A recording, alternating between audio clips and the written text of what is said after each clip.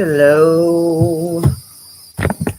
I don't know if my sound is working. I'm just going to trust that it is. Okay, I see little bubbles there, and I'm just going to start. Happy Sunday. It's March 24th, 2024. And I am doing my live stream. I wanted to do this so that I would have the ability to show the screen while I'm talking to you, but let's see. All right. Okay, I'll come back and see if that worked. So, this is all right. So I want to talk about a couple things specifically, which have to do with my passion for salt. Right. This is salt rock. This is from the 10th largest salt mine on Earth, Colombia. The mine is called Zipaquirá, and it's really good for you. And that's what I believe. I'm not recommending. I'm just telling you what I do and what I believe. And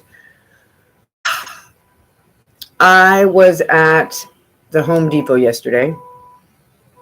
And I didn't really want to go in because when I go in, I start looking at labels and I start trying to connect things with the periodic table of elements and metals and all this, which is good, but it's just there's so little that I know that I come up with ideas that are crazy, but that's why I have this channel, because I want to talk about some of these crazy ideas. For instance, and I wish I had maybe they're here. I bought some little, no. I bought some, no, it's not here. I'll just check one more place. I bought a halogen 15-volt bulb.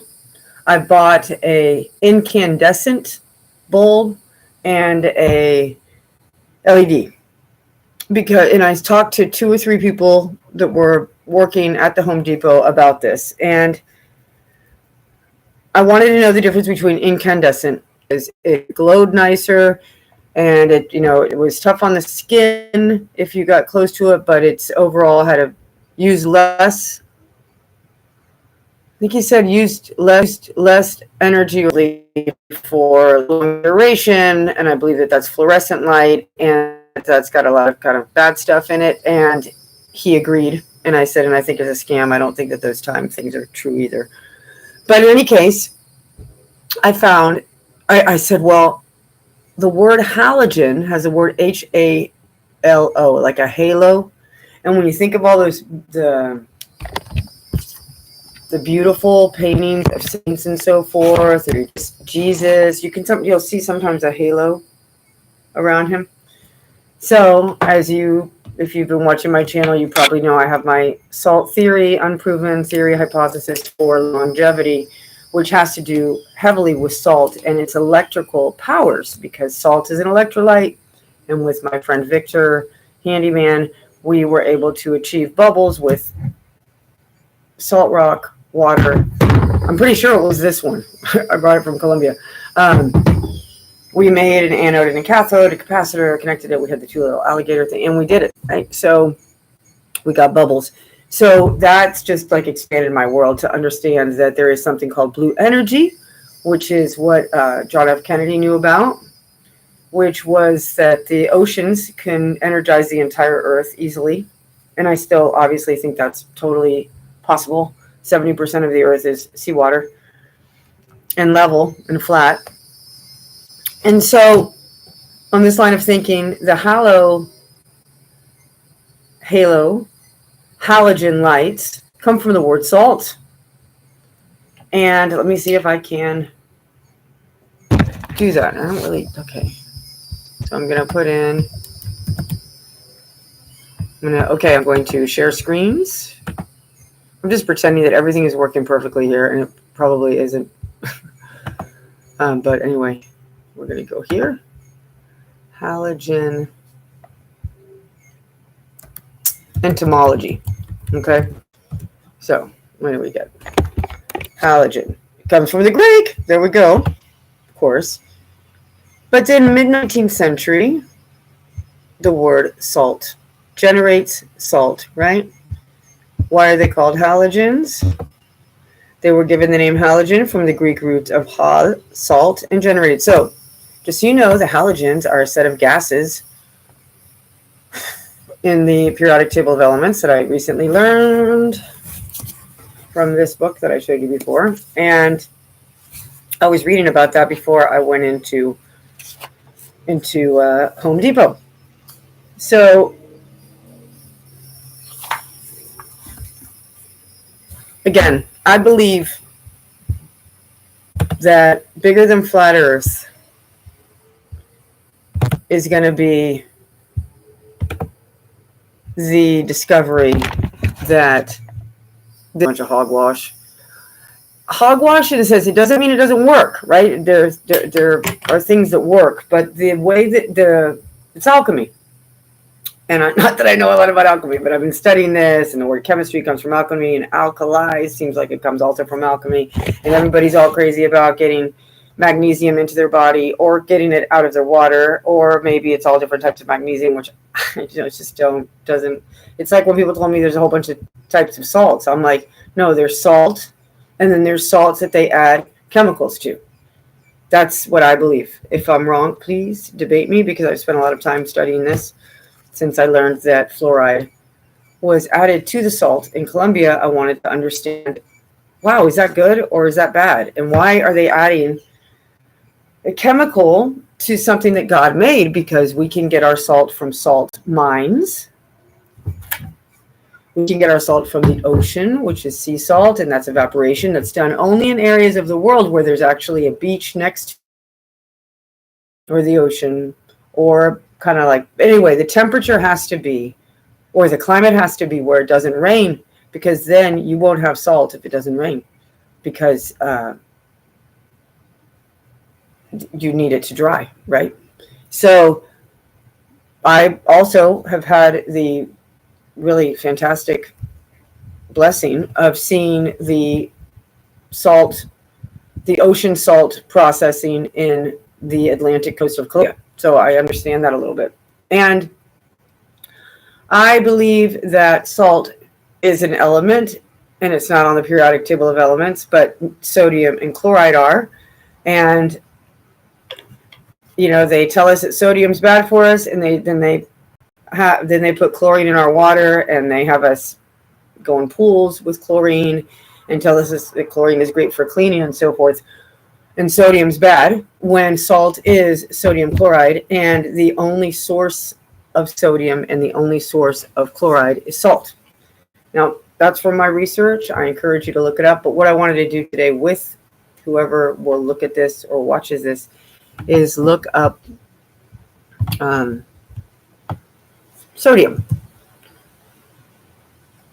Proof. Where, at least in Colombia, and I've seen it here as well, you hear people talk about a low sodium diet. I met this really lovely man yesterday when I was driving. There were two older people walking. He told me he was in his mid-80s, and he said, "Oh no, I haven't eaten salt in years." And I said, "Well, consider taking it again, because they've been told to eat a low sodium diet." So here I am putting in Google, salt and sodium, the nutrition source from Harvard. Is sodium harmful to the human body? Let's see what Google says. Your body needs a small amount of sodium to work properly, but too much sodium can be bad for your health. Diets high in sodium are associated with an increased risk of developing high blood pressure, which is a major cause of stroke and heart disease. Okay, there's a lot in there. Let me just start with this sentence right here. Your body needs a small amount of sodium to work properly. Okay, so that's absolutely true, because I believe, and I think people are realizing it more and more, that our body is actually salt gel. 99%, or people speculate below that. But the people that I've been learning from, who I've mentioned before on the channel,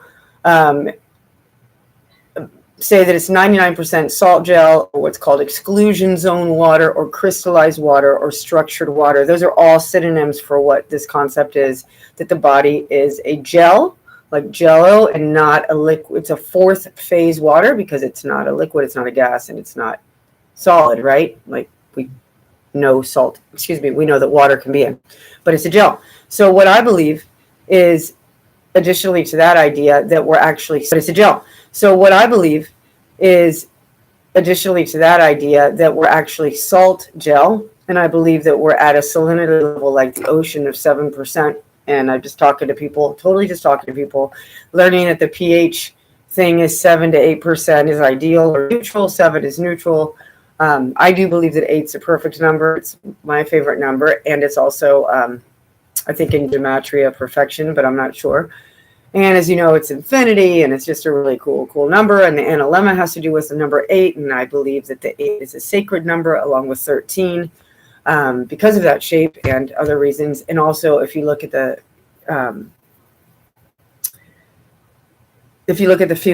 manifestations in nature, I believe, but I can't give you an example right now, except in certain roses and so forth that do work on that 8. Okay, so for Google to say that you like, okay, so in context, I believe the body is salt gel, and when we tear up, when our tears are salty, our sweat is salty, our urine is salty, our earwax is salty, saliva. This is what I want to show you is this is how they curse us and cast spells on us through the way things are explained with words. Okay, everything is about words and spelling and spells. Everything. I'll take this off. So let me get back to that definition.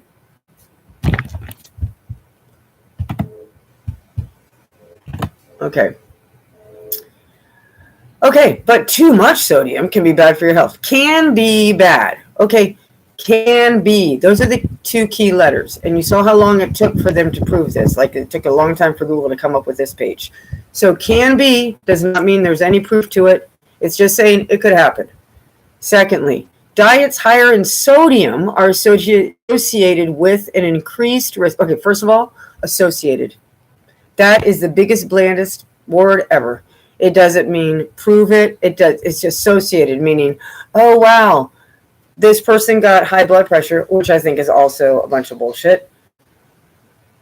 Because I believe, and I learned this from Tom Cowan, and I think it makes a lot of sense, that high blood pressure is your body reacting to what's going on within it, and it's adjusting the arteries and so forth to a size to slow down the speed or the potential coagulation, I don't know, or the pressure that is, and then it auto-regulates. I believe that, and I don't think anybody should take high blood pressure medicine, but I am not giving any recommendations. I'm just a person talking about what I think about the high blood pressure being another way to get people on a pill that they have to pay for every month. Pressure causes stroke and heart disease. I do not believe that. My father died of a stroke. Now, what I will say, I don't believe that as a person that, like, probably most people presume that sodium is salt, right? Because that's found for me when I started looking into this about a year and a half, 2 years ago, I went, okay, they use the word salt. They use the word sodium, but everybody thinks it's salt. Well, it's not, because it's, and forgive me on this, but I think it's 40% sodium and 60% chloride, or 60% or 60% chloride and 40% sodium. In any case, there's a big, it is stated in the periodic table of elements that, and please make comments how it is separated, how sodium is separated, and how chlorine is separated from salt. And my suspicion is that it's a process that happens and is probably at a temperature level, and maybe some kind of again, pressure, alchemic process on the salt vaporizing, I don't know. But I think that what they do to the actual salt then creates something that has an effect on something else. So going back to not eating a diet with sodium in it may make sense if that sodium is not salt like we think it is, but it's actually some kind of a chemical reaction of what was salt before, now added artificially into our foods. And then you combine that with natural and artificial flavors, which are the same thing, which are made out of phosphates. Like, they know this. So what I'm getting to is that salt is the great cure. And today, God led me to reading this verse.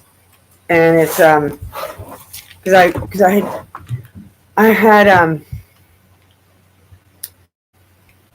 maybe somebody knows, if someone is watching this, there was I don't want to say prophet, but a personality in the Bible, because I don't think it was a prophet, but I could be wrong. It starts with an H, but it wasn't Haggai, I don't think. It was a man, who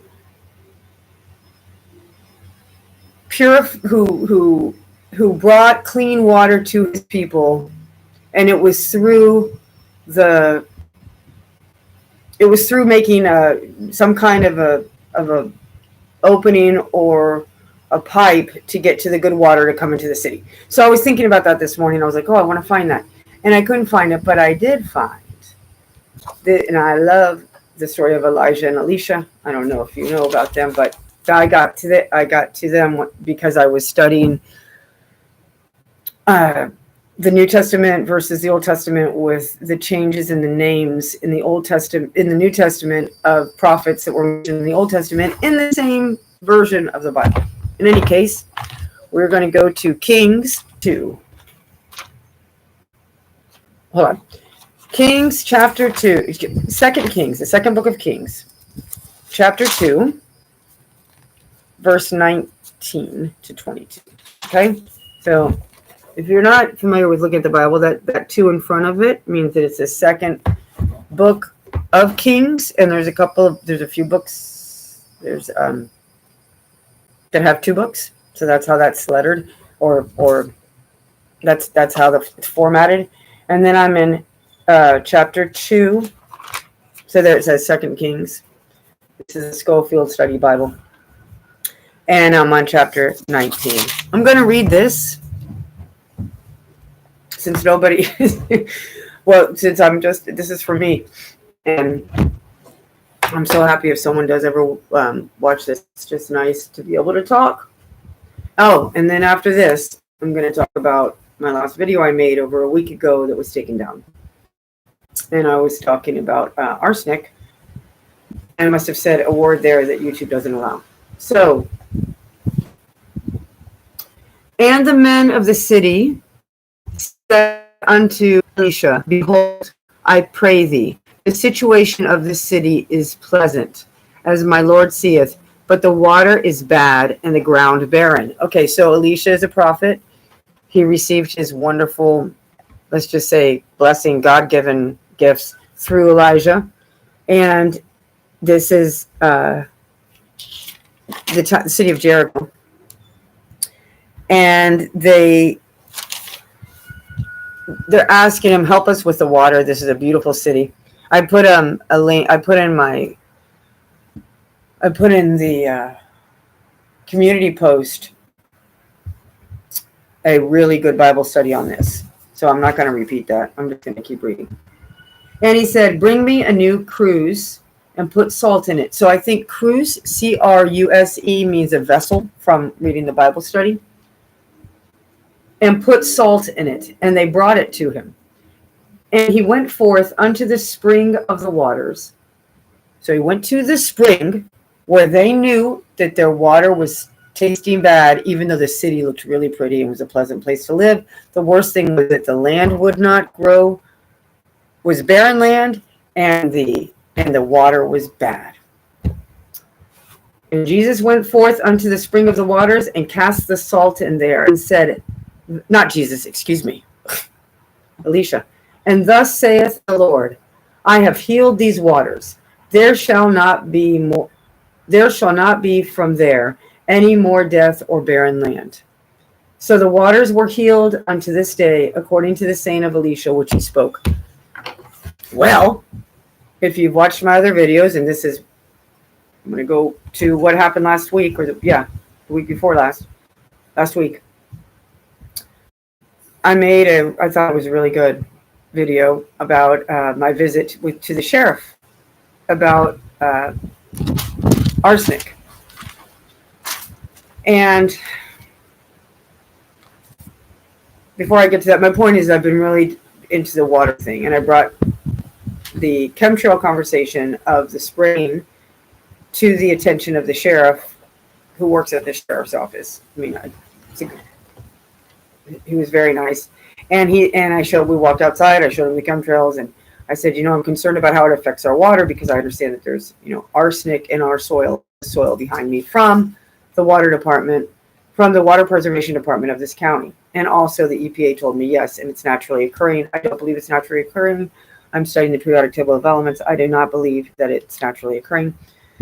So back to the Bible, and this story from Elisha. I got our water from the spring the other day. I went to the spring nearby, and I walked up this spring. I walked barefoot in water, and so what I just did, and who makes the filters? Who has an interest in us buying filters? Maybe the people who poison the water. Who makes the diagnosis for the water? And how do we know tests are legitimate when PCR tests? So that's basically what I wanted to talk about was halogen and all. I'm pretty sure it's made from salt. Even though I haven't done any of the research, I love your thoughts on it. But the original halogen lamps, not the ones maybe made today, but maybe an aspect of them are, because they're using that word, and they love to show us in plain sight what they're doing. And it goes along with electrolyte, salts and electrolyte, and then the helps this Bible verse about using salt to make our water clean. There's just so much to learn and love about salt on so many aspects, and to have hope, because I know these are tough times and people are waking up pretty shocked to the crazy are true. And I remember when my mother told me that my old was, I was in Colombia, and I had my children in school at that time, and I couldn't imagine how my brother could even conceive of that not happening, because the pain was so palpable for me, as for any mother, because you couldn't even think past it, because it was just so horrific, right? Something that was so out of our control. Well, that's what they want, and that's what they did to get guns out of our hands and protect ourselves, which is another Bible story, which is beautiful, which I believe it can be related to another beautiful Bible story, which is one of my very favorites, Esther. And so that, I don't know, they're like 2 years, whatever. It was a long time till I looked into that. And then when I looked into it, I think I looked into it after I woke up in 2020. And I was like, oh, wow. Okay. So it's really painful, and I know it. And it's just getting information out, because this is an information war.